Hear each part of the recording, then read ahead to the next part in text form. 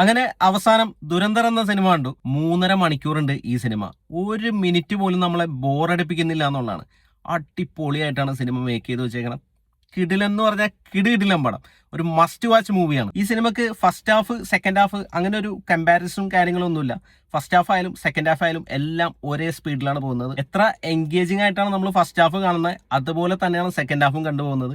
പിന്നെ ക്ലൈമാക്സ് വന്നിട്ട് അടുത്ത പാർട്ടിലേക്കുള്ള ടൈലന്റ് കാണിക്കുമ്പോഴും മൊത്തത്തിൽ ആ ഒരു എക്സൈറ്റ്മെന്റ് നിലനിർത്തി തന്നെയാണ് അവർ സിനിമ പ്രസന്റ് ചെയ്തിരുന്നത്. അപ്പൊ തുടക്കം മുതൽ അവസാനം വരെ ഇൻട്രസ്റ്റിംഗ് ആയിട്ടിരുന്നാണ് നമ്മൾ ഈ സിനിമ കാണുന്നത്. ആദിത്യ ധറാണ് ഈ സിനിമ സംവിധാനം ചെയ്തിരിക്കുന്നത്. പുള്ളിയുടെ ഇതിനു മുമ്പത്തെ ഫിലിമായ ഉറി ദ സർജിക്കൽ സ്ട്രൈക്കും ഒരു ഗംഭീര സിനിമയായിരുന്നു. ഈ സിനിമയുടെ ഒരു പ്ലോട്ട് പറയുകയാണെങ്കിൽ, പാകിസ്ഥാനിലേക്ക് ഒരു ഇന്ത്യൻ ചാരൻ സ്പൈ പോവുകയാണ്. എന്നിട്ട് അവിടുത്തെ അണ്ടർവേൾഡ് മാഫിയ ഗ്യാങ്ങിന്റെ കൂടെ കൂടിയിട്ട് അവരുടെ പ്ലാനും കാര്യങ്ങളൊക്കെ പഠിച്ചെടുത്ത് ഇന്ത്യക്ക് ഇൻഫോം ചെയ്യുക. അതാണ് പുള്ളിയുടെ ഡ്യൂട്ടി. അപ്പൊ ഈ ഒരു സംഭവം ഭയങ്കര റിയലിസ്റ്റിക് ആയിട്ട് ഇവർ പ്രസന്റ് ചെയ്തേക്കാണ്. ഒരുപാട് ട്രൂ ഇവന്റ്സിനെ ആസ്പദമൊക്കെയാണ് ഇവർ ഈ സിനിമ ഒരുക്കിയിരിക്കുന്നത്. അപ്പോൾ ഒരുപാട് സംഭവങ്ങൾ കാണിക്കുന്നുണ്ട്. പാകിസ്ഥാൻ ഇന്ത്യയിൽ ചെയ്ത അറ്റാക്കും കാര്യങ്ങളൊക്കെ ഭയങ്കര റിയൽ ആയിട്ട് തന്നെ അവർ ആ ഫൂട്ടേജ് ഒക്കെ കാണിക്കുന്നുണ്ട്. അപ്പോൾ അതൊക്കെ നല്ല രീതിയിലാണ് അവർ പ്രസന്റ് ചെയ്തിരിക്കുന്നത്. അപ്പം നമ്മൾ കണ്ടുകൊണ്ടിരിക്കുന്ന പ്രേക്ഷകർക്ക് ഭയങ്കര ഇമോഷണലി കണക്റ്റ് ആവും ആ സീനും കാര്യങ്ങളൊക്കെ. അപ്പോൾ അത് നല്ല രീതിയിൽ തന്നെ വർക്കായിട്ടുണ്ട് സിനിമയിൽ.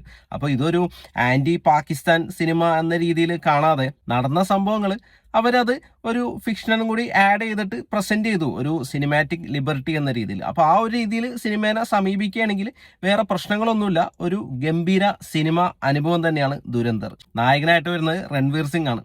ഗംഭീര പെർഫോമൻസിന് പുള്ളിയുടെ ആ ഒരു ബോഡി ലാംഗ്വേജും ആ ഒരു ആക്ടിങ്ങും ഒരു രക്ഷയില്ലാത്ത പെർഫോമൻസ് ആണ്. നമ്മളിങ്ങനെ കണ്ടിരുന്നു പോകും, പുള്ളിയുടെ ഫാനായി പോകും നമ്മൾ ഈ സിനിമ കണ്ടിട്ട്. അപ്പൊ അത്രയും എഫേർട്ട് എടുത്താണ് പുള്ളി ചെയ്തിരിക്കുന്ന ഗംഭീര പെർഫോമൻസ് തന്നെയായിരുന്നു. പിന്നെ എടുത്തു പറയേണ്ട പെർഫോമൻസ് വില്ലനായിട്ട് വരുന്ന അക്ഷയ് ഖന്നയുടെയാണ്. പുള്ളിയുടെ ഒരു ടിപ്പിക്കൽ കൈൻഡ് ഓഫ് ആക്ടിങ് ആണ്. അപ്പൊ ആ ഒരു ഇത് വെച്ചിട്ട് ഗംഭീരമായിട്ട് തന്നെ പുള്ളി പെർഫോം ചെയ്തിരിക്കുന്നത്.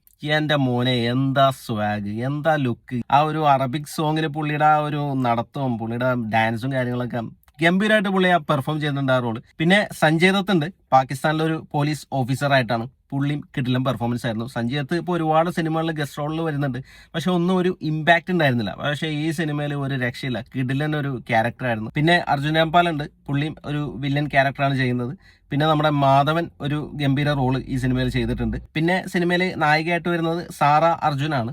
നമ്മൾ ആൻമരിയ കലിപ്പിലാണെന്ന സിനിമയിൽ കണ്ടിരുന്ന ആ ഒരു കുട്ടി വലുതായി ഇപ്പോൾ നായികയായിട്ട് വന്നിരിക്കുകയാണ്. പുള്ളിക്കാരത്തി നല്ല ഒരു പെർഫോമൻസ് തന്നെയായിരുന്നു. ആ ഒരു ഏജ് ഡിഫറൻസ് സിനിമയിൽ തന്നെ അവർ പറയുന്നുണ്ട്. പിന്നെയും ഒരുപാട് ചെറുതും വലുതുമായ കഥാപാത്രങ്ങൾ ഈ സിനിമയിൽ വന്നു പോകുന്നുണ്ട്. എല്ലാവരും കിടിലൻ പെർഫോമൻസ് ആണ് കാഴ്ചവെച്ചത്. പിന്നെ സിനിമയിൽ എടുത്തു പറയേണ്ട ഈ സിനിമയുടെ മ്യൂസിക്കാണ്. ബാക്ക്ഗ്രൗണ്ട് മ്യൂസിക്കും സോങ്സും ഒരു രക്ഷയില്ലാത്ത BGM-ഉം. പിന്നെ ഇവർ ഒരുപാട് പഴയ റെട്രോ സോങ്സുകളൊക്കെ ഓരോ സീനുകളിൽ ഇവർ ഇട്ടിട്ടുണ്ട്. ഭയങ്കര ഒരു ഇമ്പാക്റ്റ് ആയിരുന്നു ആ ഓരോ സീനുകളിലും ഈ ഒരു റെട്രോ സോങ്ങും കാര്യങ്ങളൊക്കെ വരുമ്പോൾ. പിന്നെ സിനിമയിലെ സോങ്സും എല്ലാം ഹിറ്റാണ്. അതുപോലെ തന്നെ ക്യാമറ വർക്ക്, എഡിറ്റിങ് എല്ലാം ഗംഭീരമായിട്ട് തന്നെ അവർ ചെയ്തിട്ടുണ്ട്. അപ്പൊ എനിക്ക് ഒരു വിഷമം എന്ന് പറഞ്ഞാൽ ഈ സിനിമ തിയേറ്ററിൽ കാണാൻ പറ്റിയില്ല എന്നുള്ളതാണ്. GCC-യിൽ റിലീസ് ആയിട്ടുണ്ടായിരുന്നില്ല, ഇവിടെ ബാൻ ആയിരുന്നു. അതുകൊണ്ട് സിനിമ കാണാൻ പറ്റിയില്ല. OTT വരാൻ വേണ്ടിയിട്ട് കട്ട വെയിറ്റിംഗ് ആയിരുന്നു. ഇപ്പോൾ നെറ്റ്ഫ്ലിക്സിൽ OTT റിലീസ് ആയിട്ടുണ്ട് സിനിമയുടെ. ഇനിയിപ്പോൾ ഇതിന്റെ സെക്കൻഡ് പാർട്ട് റിലീസ് ആകുമ്പോഴും കാണാൻ ഒരു വഴിയില്ലല്ലോ എന്നുള്ളൊരു വിഷമം മാത്രമേ ഉള്ളൂ. എന്തായാലും പിന്നെയും OTT വരാൻ വേണ്ടിയിട്ട് വെയിറ്റ് ചെയ്യേണ്ടി വരും.